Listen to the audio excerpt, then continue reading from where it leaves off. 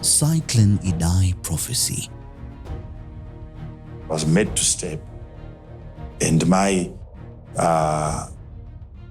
left foot was on an island, and also my right foot was on another island. But it was as if I was standing there and praying for nations. But even as I was praying, he said to me, look at your right foot. I saw it at first. It was sitting on an island.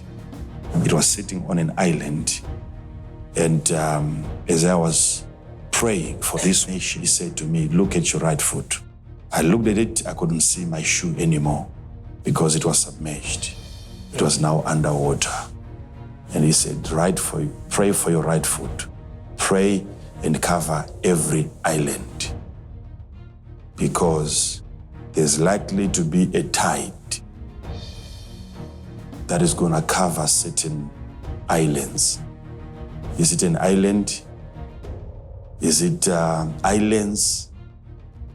But this is a tide where water ceases to respect its boundary and it goes beyond. Because I heard it, I felt it, it was like a shaking in the ground. The vibration was so intense. So if our nation is to face such kind of a thing, you can imagine. We pray that whichever places are going to be affected by that, we don't have many people there. But if there are people in cities,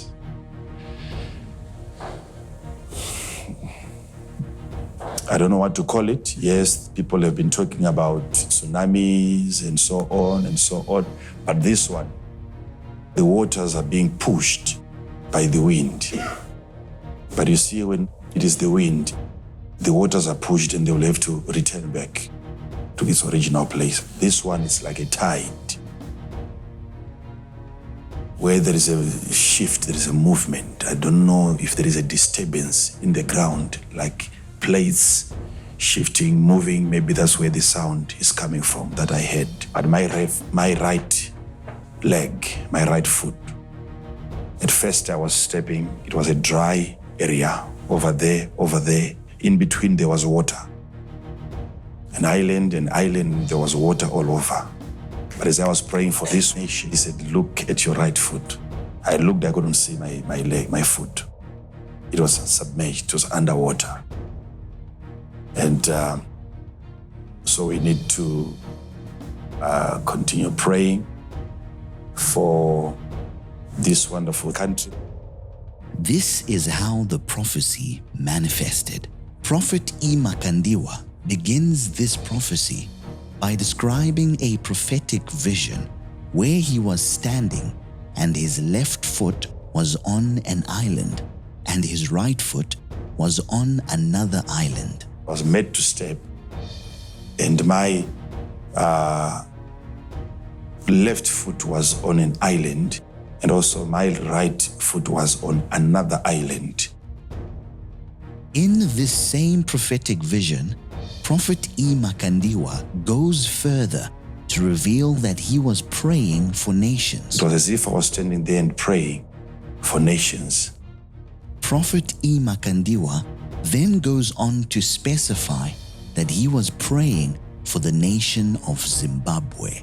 As I was praying for this nation, within this prophetic vision, as Prophet Makandiwa was praying for Zimbabwe, he was instructed to look at his right foot, which had become submerged underwater. As I was praying for this nation, he said to me, look at your right foot.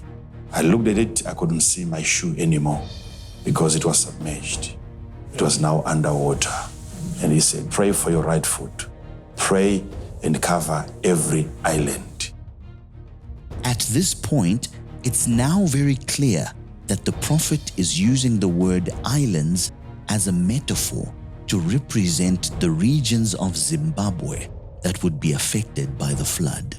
Emmanuel Makandiwa then shared that he had prophetically seen a tide covering a region of this country, Zimbabwe. There's likely to be a tide that is going to cover certain islands. Is it an island? Is it islands? The prophet further explains that the event would be unusual as the water crosses its boundaries onto the land. This is a tide where water ceases to respect its boundary and it goes beyond. The prophet then added that this event would cause the ground to shake violently.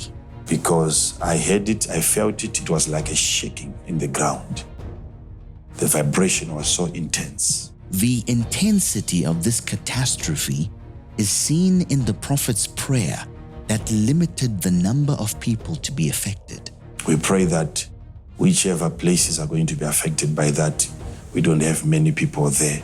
At this point, Emmanuel Makandiwa reveals in the prophecy that he had seen an extreme type of cyclone.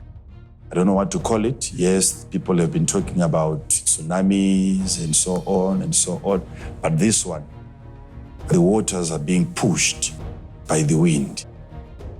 But you see, when it is the wind, the waters are pushed and they will have to return back to its original place. The prophet revealed that there would be a shift in the earth's plates, which would result in tremors being felt. This one is like a tide,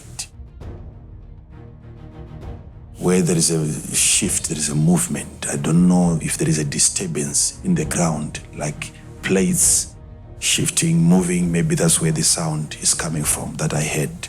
It is a natural practice that when a person is receiving or giving geographical locations, they establish their north.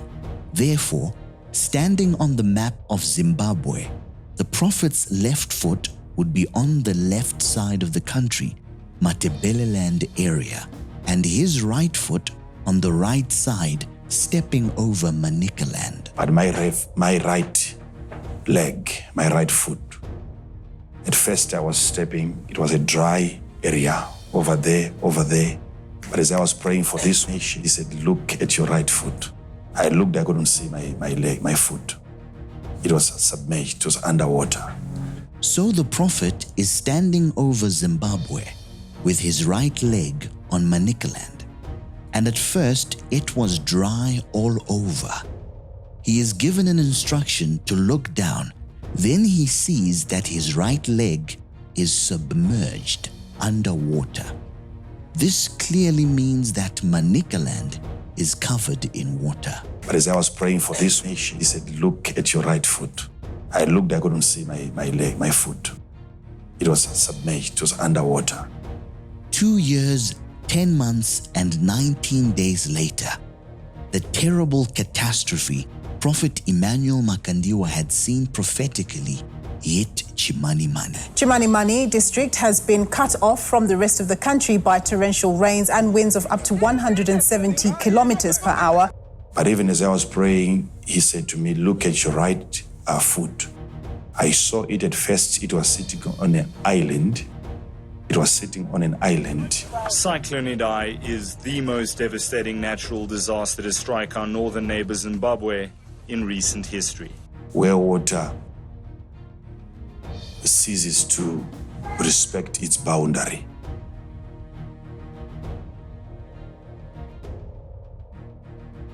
We pray that whichever places are going to be affected by that, we don't have many people there. But if there are people and cities,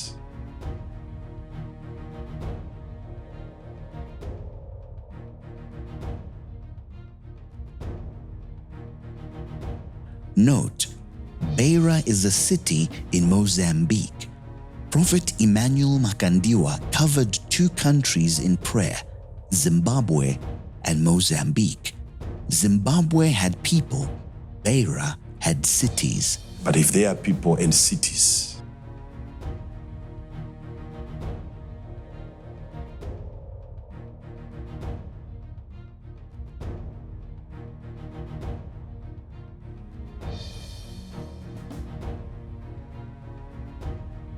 I heard it, I felt it, it was like a shaking in the ground. Started shaking. The wind was very strong. Oh, it was so frightening.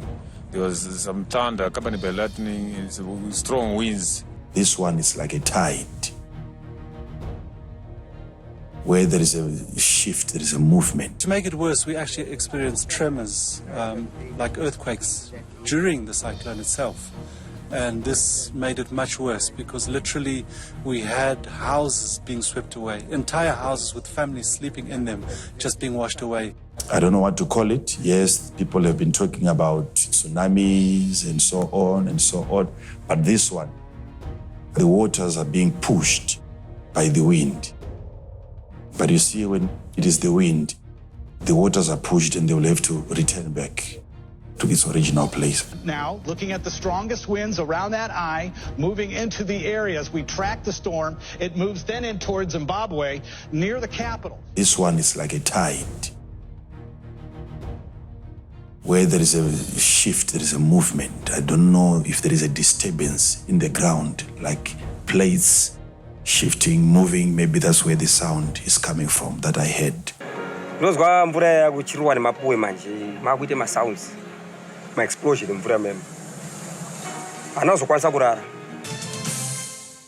At least 1.8 million people have been affected by Cyclone Idai and the subsequent rainfall that tore through southern Africa. This one is like a tide. On the night of Thursday, 14 March, a tropical cyclone equivalent to a stage 3 hurricane hit the east coast of Mozambique, working its way into Zimbabwe. The waters are being pushed by the wind. A tide can only originate from an ocean or a sea, and the prophet knew that it was going to come from the Mozambican coast, and it would reach the right side of Zimbabwe, covering his right foot. We pray that whichever places are going to be affected by that, we don't have many people there. Official death toll standing close to 1,000 people. As I was praying for this nation, he said to me, look at your right foot.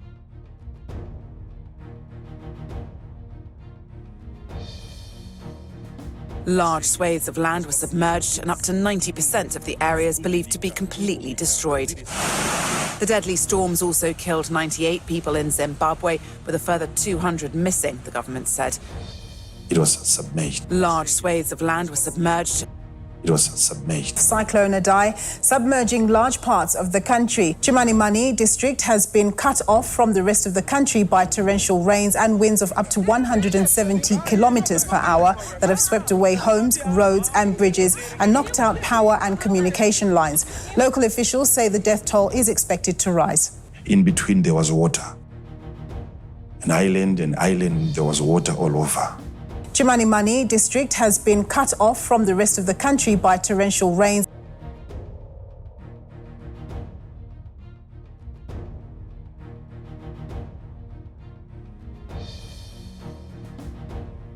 An hour's drive south of Beira, and you can see why that city is effectively an island. My right foot was on another island, people and cities. Why that city is effectively an island.